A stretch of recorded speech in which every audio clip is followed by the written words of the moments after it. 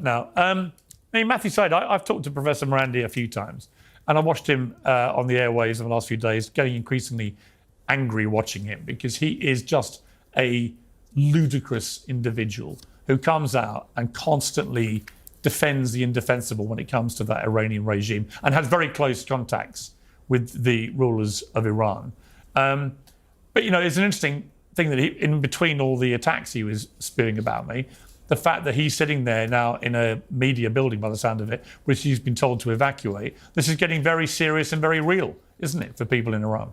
Very serious. And he reminded me a bit of, I don't know, Comical Ali. Yeah, I was exactly going to say that. It's just completely ridiculous. Yeah, completely deluded. Deluded and clearly shilling for the regime. And I just think of this incredible civilization that stretches back thousands of years with the GDP per capita of like $4,000. Israel's is over $50,000, a freer society, one that wishes to develop and grow and be prosperous, rather than to live in this medieval, religious, fanatical worldview. As all the things that you said there, Piers, were completely true about the way they degrade women and repress free speech and all these other punitive measures that are just so awful to endure.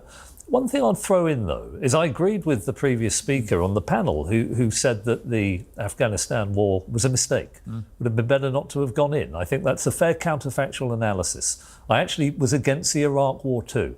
But I think we should confront something that I don't think was confronted by the America First lobby, which is that if one agrees that Iran would like a nuclear weapon, as the Nuclear Weapon Atomic Energy Authority has said, 60% enrichment, getting very, very close. And if you also believe, as I do, that they would likely use it, then let's not pretend that America can stay out of this. Even a relatively small nuclear war would lead to a nuclear winter that would have an effect around the world of catastrophic proportions. It would affect farming all around the world. It would lead to famine. We can't allow Iran to get a nuclear weapon. The idea that the counterfactual is staying out and allowing potentially a nuclear strike to occur would be catastrophic. I think we need to face up to that truth. All right, Cenk, I mean, you were shaking your head throughout all that. I don't understand why you feel comfortable being such a defender of Iran. I'm not. No. You see, that's total propaganda. Okay, so let's break it down one by one. Okay, so number one, when I see the Israeli ambassador earlier, he sounds like Baghdad Bob to me. Like Iran is the aggressor. No, Israel is clearly the aggressor. We all saw them start the war. Second of all, they say, oh my God, we're so worried about civilians. Israel always kills more civilians than their opponents, and by an order of magnitude. For example, Hamas, terrible. They killed 36 kids on October 7th. Awful, right? Israel has killed 500 times as many kids. So this guy, pretending to be an Iranian expert, is telling us about how much he's concerned about women. Israel has killed 20,000 women in Gaza. How about their rights? How about the rights of to those women to stay alive? How about all the civilians they're murdering in Iran? Why are you avoiding criticizing? So when I see you guys, yeah, but Cenk, why are you criticizing? No, I'm not avoiding it at all. But Cenk, I'm not avoiding it at all. But Let me Cenk, explain. Let me explain. Okay. Why are you ducking saying criticism of Iran? It's a simple question. I'm not ducking it at all. You ready? Yeah. You ready? It's simple. I don't like the Iranian regime at all. Okay. I'm an atheist now. They would kill me first. I got no interest in the Iranian regime. But the Israeli regime would also murder me. So I want you guys to be fair and balanced. So don't tell me that the Iranian regime is super dangerous to its neighbors while Israel actually attacks all of its neighbors, including Iran. So tell me about how dangerous the Israeli terrorist regime is as it attacks civilians again and again and again, except that you say, well, Muslim lives don't really matter. That's why you guys don't count the Muslim civilians that Israel murders on a regular basis. So look, if we think the Iranian regime is bad, and it is, it's just like Saddam's regime was bad. Hold on, Ben, let me finish. Let me finish. So the North Korean regime is terrible. The Chinese regime runs concentration camps for Uyghur Turks. Those Turks are my people. The Russians invaded Ukraine. These are all terrible regimes. That doesn't mean we have to start a war with them. Let Ben respond. And it doesn't mean that America has to fight Israel's war for it. Well, America isn't fighting it at the moment. At the moment, America fight your own wars. But America is not $1, not one truth. America is not involved in this war at the moment. Ben Ferguson. Yeah, it's amazing he just said that Israel would kill him. I asked him 7, 8 times. That's not true. What would they murder you for? What would they murder you for? And I said over and over again, you said that Israel would murder you. They murder journalists more than any other country.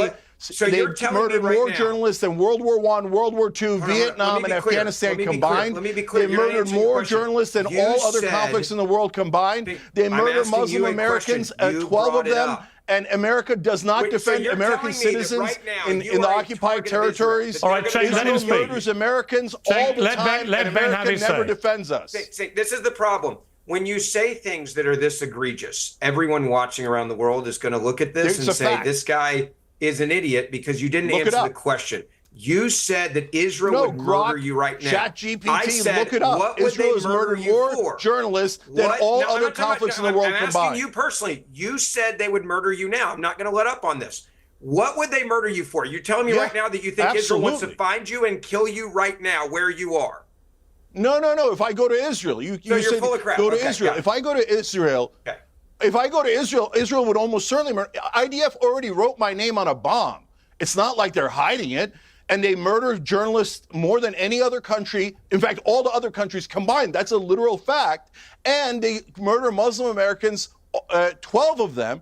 And they didn't object under Biden. We don't object under Trump because you can murder American citizens only if you're Israel. The terrorist state of Israel is allowed to kill Americans. And what do we have to do? We have to give them another $311 billion.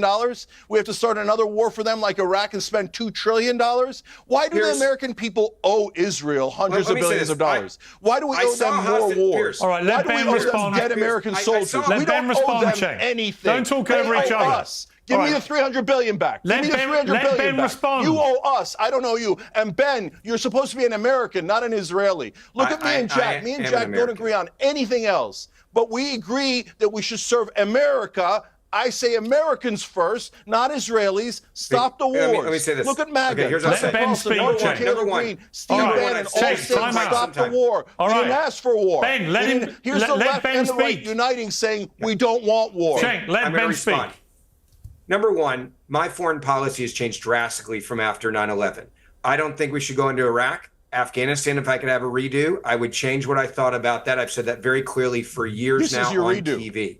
But no, I said I've changed my foreign policy. When you make mistakes and you see what happens, it's okay to change. It's called growing up, all right? You learn from your mistakes. I'm not in favor of invading America into Iran. So let me say that first so you put words in my mouth. Second thing, I've seen 2 hostage videos today. One from the guy that's in Iran right now and you. And I don't know why you act like there's a country that is running terrorism in the Middle East, Iran, who's chanting death to Israel. By the way, death to America. They chant death to America too, okay? And why you act like they're not a threat to the Middle East and to American interests over there. That's why Donald Trump said yesterday. Jack, that's why Donald Trump said yesterday, if you come after, yes, I do. I do think Iran's a threat just because they helped kill American soldiers in Iraq and Afghanistan. They trained the damn terrorists. No, I asked Jack. I asked an American.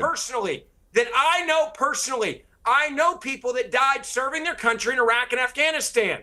I just went to Fort Bragg and went to where the 82nd. Yeah, because you sent them to die on behalf of Israel. On a plaque. I'm not screwing around with this. Do not tell me that Iran did not help on behalf of Israel. Ben, I had these debates with you on the Iraq War.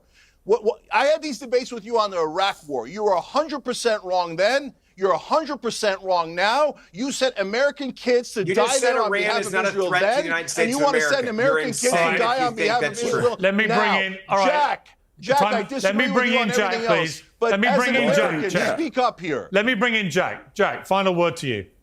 Well, certainly they're a threat, but in the sense that they're a threat because the United States is currently sending the USS Nimitz aircraft carrier from the Asia Pacific, from Westpac, over to the Middle East. So, by the way, this is the first time that China now has more aircraft carriers in the Pacific than the United States. The first time that's ever happened. Now you're going to have those 5,000 sailors on that aircraft carrier, plus the other 5,000 that are on the Carl Vinson, potentially sitting within range of everything that Iran has. This is exactly what I've been talking about. So the threat to American lives is, and I think it's right there. I think it's what you're saying. It's because America is getting involved in a war that's not ours. Can I ask a question of Jack and Cenk, just quickly? You say it's a war that isn't yours. If you were convinced, let me ask you a hypothetical, that Iran was close to getting You guys always do these hypotheticals. If Iran was close to getting a nuclear weapon, what about what is? As the UN inspectors say, let me ask you a direct question. Do you then think, if America was the only country that had the capability to degrade and destroy Iran's nuclear capacity, would it then be in American interest to intervene? So should America go around and blow up all the nuclear sites that aren't American? Should we attack China? Should we attack Russia? Should we attack France? Should we attack the UK? All of them? Is that your contention? So you would. Should we attack Israel? Okay, so it's a consistent position. You would permit. You think it's in America's interests. No, you asked me a hypothetical. To permit you're Iran playing to this get game. You're trying to Kafka trap me right now. No, we didn't. You're trying say to that. Kafka trap me, and you're trying to say, well, if you agreed to this hypothetical that I asked you, then you must also. No, I'm not playing that game. I'm not playing that game right now. You're saying in a hypothetical situation, should America attack someone? To your point, they do not have weaponized nuclear capability or uranium that is at the point of weaponization at 90%, which they could use for an atomic bomb. They do not have that. They have 60%. So you're saying even if they had 90%, which by the way doesn't sit with the DNI Gabbard's assessment and the entire assessment of the intelligence agencies that Iran is not currently developing weapons of mass destruction. They're only enriching uranium. So you're saying, oh, well, that's totally fine. You've never even asked me what I think. You're trying to play this game where you really, put words I've been asking myself. I'm not playing that game. I'm not trying to play any game. I've been asking myself the question a lot over the last few days. Because you're setting up a false if I may just finish. Once I read the report that Iran had been dissembling. I'm the same. I'm the same as Matthew. I read that report.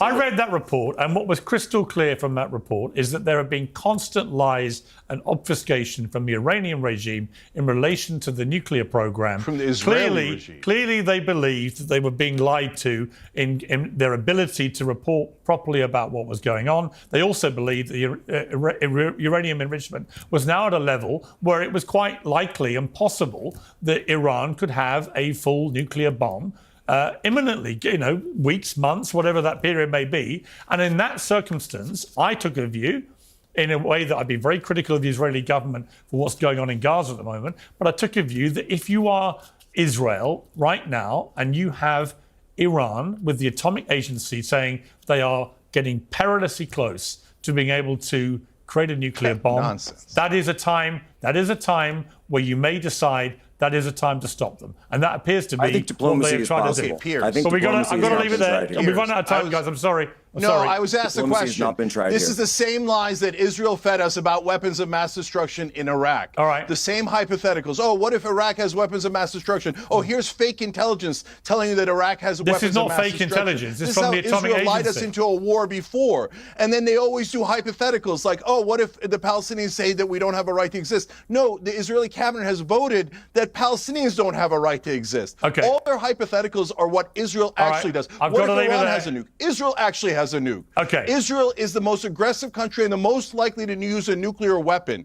We have to get out of Israel's control. Okay, I don't think I've got to we leave have it there, and the Chase. right Showing on uniting, TV. saying I've got to leave it yes, there, serve guys. Americans I've run first. out of time. Diplomacy, get I've run Russia out of time, involved. guys. I'm Diplomacy, sorry. Rick I'm off. going to have to leave it there. I appreciate you joining. Not $1, not one troop. We've gone well over time, but I appreciate you all joining me. Thank you very much.